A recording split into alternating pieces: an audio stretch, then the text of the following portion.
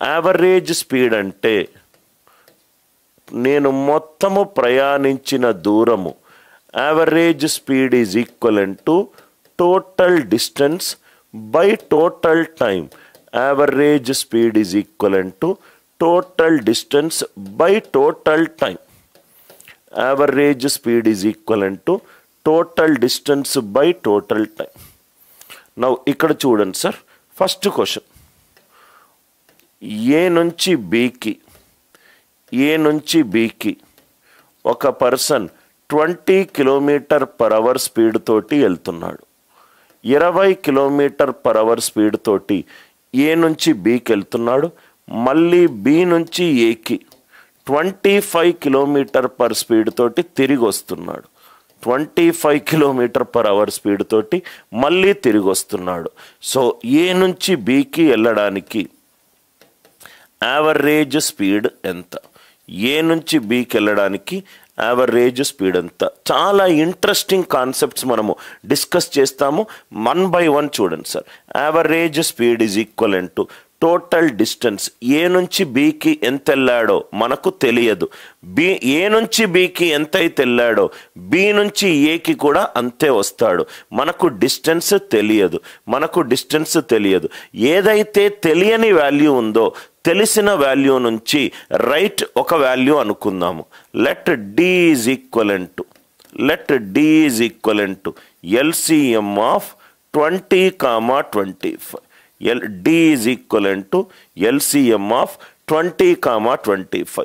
20, 25 right. ఈ రెండు నంబర్ల LCM ఎంత? 100 అనుకుంటున్నాను. ఒక నంబర్ తీసుకోండి. ఆ నంబర్ 20 తోటి భాగింపబడాలి, 25 తోటి భాగింపబడాలి. Average speed is equivalent to total distance by total time. So average speed is equivalent to first A నుంచి బికి వెళ్ళాలి టోటల్ డిస్టెన్స్, మళ్ళీ బి నుంచి ఏకి రావాలి total distance from A to B and B to A. Total time ఏంటి? Time from A to B and time from B to A. A నుంచి బికి డిస్టెన్స్ నాకు తెలియదు కాబట్టి నేను ఒక కాన్స్టెంట్ వాల్యూ అని అనుకున్నాను. ఏ నుంచి బికి వెళ్ళడానికి 100, మళ్ళీ బి నుంచి ఏకి రావడానికి అదే దూరము 100. Time speed is equivalent to distance by time. 100 కిలోమీటర్లు వెళ్ళాలి, 20 km/h స్పీడ్ తోటి వెళ్తున్నాను. అంటే గంటకు 20 కిలోమీటర్లు. 100 వెళ్ళాలి అని అంటే ఎంతసేపు వెళ్ళాలి సార్? మొత్తము 5 గంటలు వెళ్ళాలి. వచ్చేటప్పుడు 25 km/h, గంటకు 25 కిలోమీటర్లు. 25 కిలోమీటర్లు 100కి వెళ్ళాలంటే ఎంతసేపు వెళ్ళాలి?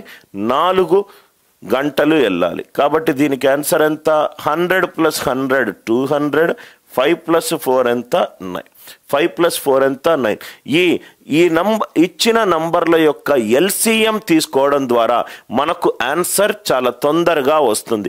డీలు 2AB/A+B అదంతా కూడా మనకు అవసరం లేదు. అది ఎలా వచ్చింది? ఇక్కడ నేను 100 బదులు D అనుకుంటున్నా. D + D divided by D/A plus D/B. D + D divided by D/A plus D/B. So అది చేస్తే మనకు 2AB/A+B వస్తుంది. నాకు అది ఇంట్రెస్ట్ లేదు. ఏదైతే వాల్యూలు ఇచ్చాడో ఇచ్చిన వాల్యూల నుంచి LCM తీసుకోండి. Average speed is equivalent to total distance by total time. LCM of 20, 25 100. వెళ్ళేటప్పుడు 100, వచ్చేటప్పుడు 100. వెళ్ళేటప్పుడు 100 5 గంటలు, వచ్చేటప్పుడు 4 గంటలు. 200/9. ఈ కాన్సెప్ట్ మీ అందరికీ అర్థమైందా? ఇది మెథడ్ 1. మెథడ్ 1 అందరికీ క్లియర్గా క్లారిటీగా అర్థమైందా? 200/9 రైట్. మెథడ్ 2 అర్థమవుతే ఎస్ అని చెప్పి రిప్లై చేయండి సార్. మెథడ్ 2 మీరు ఏం చేస్తారంటే ఫార్ములా యూస్ చేస్తారు. అది చెయ్యాల్సిన అవసరం లేదు. మనము D మనకు తెలియదు, మనకు ఎంత దూరమో తెలియదు. దీన్ని D అనుకోండి. వెళ్ళేటప్పుడు D, వచ్చేటప్పుడు D.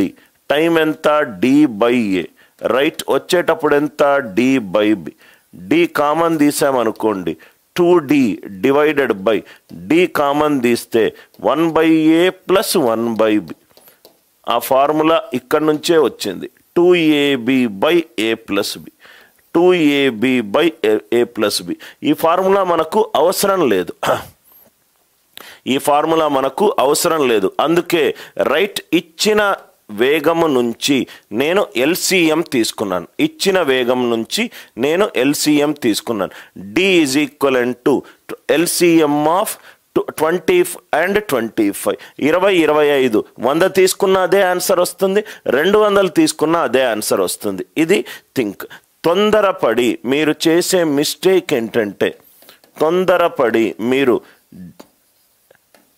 రైట్ మనము వేగం యొక్క సగటు కనుక్కుంటారు. 20 + 25/2 కనుక్కుంటారు.